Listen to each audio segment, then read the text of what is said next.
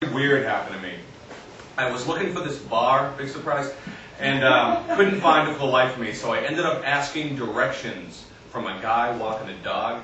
I was like, excuse me, sir, do you know the and I didn't even get 2 words out of my mouth, and he's like, not friendly! I'm like, is he talking about the dog? Because if he's talking about himself, that is fantastic, and I'm going to start doing it. Next time somebody asks me where the subway is, excuse me, sir, do you know where the A train is? Not friendly! You don't want to know where I'm going to send you. So as you can probably tell from my sideburns, I used to be a bartender on the Titanic. But that was only after a brief stint as the shortstop in the 1869 Cincinnati Reds. Now, actually, I used to be in a lot of rock bands, and we would do crazy things like make T-shirts with our name and logo on them. People will come up and go, "Tonic Puppy? Who's that?" It's the name of this band I'm in. Come see us, we're really good. What am I going to do now? I'm a comedian. Wear a shirt with my name and face on it. Have people come up and go, "Pat O'Shea? Who's that?" "Oh, that's the name of this guy that I am." Come see me, I'm really good. I think promoting yourself is important, though, especially if you don't have any money. I used to work right across the street from this pizza place, and the owner made this little homemade sign in the window that said, "Say aloha to pineapple pizza." I was like, all right, great, they now have pineapple pizza. Or they're getting rid of it. It's actually not a very good sign at all. It's quite confusing. Could have said shalom, would have been the same joke.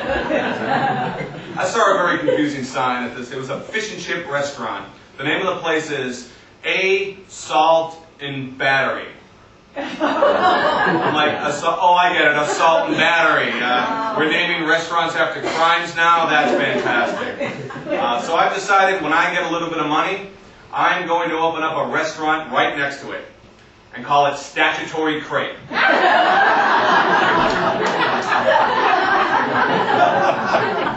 Why not? Who wouldn't want to buy a muffin at Statutory Crepe? So I was a victim of crime the other day, actually. I got my cell phone stolen. Anybody steal my cell phone? So when it happened, I called the guy up thinking that, maybe there's a chance he, has a soul. So I called up, he answers, he's like, "Hello?" He's like all annoyed with me. I'm like, "Hi, you have my phone." He's like, "What? How do I put this? The thing you're talking on now, it's not yours. It's mine. I'd like it back." He goes, "Uh-huh. Time to pay the piper," and he hangs up on me. What does that mean, time? And then I figured maybe that's his calling card. Like after every crime he commits, he leaves with a non sequitur cliche. Later on that day, he steals one lady's purse, and she's like, "Get back here!" And he turns around and goes, "Takes one to know one." And he just keeps running. Later on that night, some guy gets in his car, sees that his car radio has been stolen. He's like, "Oh man, there's a note. It's not you, it's me. Damn it! The cliche non sequitur bandit is struck again!" So as you may have noticed, unlike a lot of comedians, I do not wear a watch. No. And the reason is because I love to ask people for the time. Love it. But I do it as if I am a disgruntled parent speaking to my disobedient teenage daughter who's out past curfew. I'll just go, "Excuse me, miss, do you have any idea what time it is?"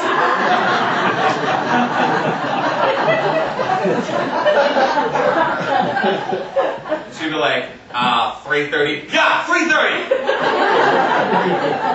3:30, young lady." And then I take off. I figure I got what I wanted. She's got a good story to tell people at work. It's win-win. I was just coming back from my break and this guy starts talking to me like he's my dad. Did he look like Wolverine? Yes! Yeah, he'll do that. So I've been doing stand-up for about 8-9 years now, and you know when you've been doing something for a long time, it starts to affect other aspects of your life? Okay, I think it's starting to affect my social life, quite frankly. For example, a couple of nights ago, I'm having sex. Right as I finish, I hear this voice in my head go, "Let's give it up for Pat O'Shea! Pat O'Shea, ladies and gentlemen, Pat O'Shea! He was great, wasn't he? Pat O'Shea! A lot of new stuff, Pat O'Shea!" Which was a little weird, but at least I was getting a lot of laughs, so why not? So what else? I like to drink, which I know is shocking with a name like O'Shea. I'll tell you how much I drink. This is how much alcohol I drink. I bike 75 to 80 miles a week. I do 150 sit-ups every morning, and I still look like this. That's a whole lot of drinking. I have lost some weight though, 45 pounds in the last 5 years. That's 9 pounds a year for you people. And I gotta say right now, I am probably in the best shape of John Goodman's career. I think that's a safe assessment. I've been trying to think more positively too. But I think you can be too positive, you know? If you're like too positive, it can actually be more negative than being negative. For example, I read this story about this guy who drove a car through a tanning salon. And the caption under the picture just said, "At least one person was injured." The way I read it was, "At least one person was injured." Could have been two. It's a start. Not bad. No one died, but what are you going to do? Maybe next time. So this is going pretty well, I think. To be quite honest with you, I didn't need for this to go perfectly. I just want to have it so when I get off the stage, someone comes up to me and goes, "Hey, great set." Because that's what you say to performers, you know. Or if you're in a band like I was, you can come up and go, "Hey, you guys are really tight." I only say this because I was at an anti-war rally about a month ago, and this woman speaking was absolutely brilliant, you know. And so I was like watching her, and a friend introduced me to her. She goes, "Oh, hey, nice to meet you, Pat." I'm like, I don't know what to say to her. So I'm just like, "Hey, great set." Which would have been fine, except she happened to have the biggest set of breasts I've ever seen in my life. And I'm pointing right at them, telling her how great I thought they were. She's like, "Excuse me?" I'm like, "Oh my God, I'm so sorry. I meant to say, you're really tight." We made out for 5 hours and that's how we make out. So, I'm actually married. Sorry, ladies, and 10% of the guys. I'm using statistics. Man. But I'm also kind of broke. I have a stack of bills this high on my kitchen table. My wife's always like, "I think we gotta pay these." And I'm like, "I think I don't have any money." And she's like, "Well, these bills aren't gonna pay themselves." And I'm like, "I say we give it a shot." Maybe if one does it, the rest will follow. Bill's a sycophantic, as you all know. Yeah, but marriage has actually been very good for me because when I was younger, not exactly a ladies' man. I had no dates in high school. No dates in high school. I didn't even go to my prom. Yeah, I tried to go, I will say that. I did try to go. I actually bet a friend of mine a week beforehand that I could get a date.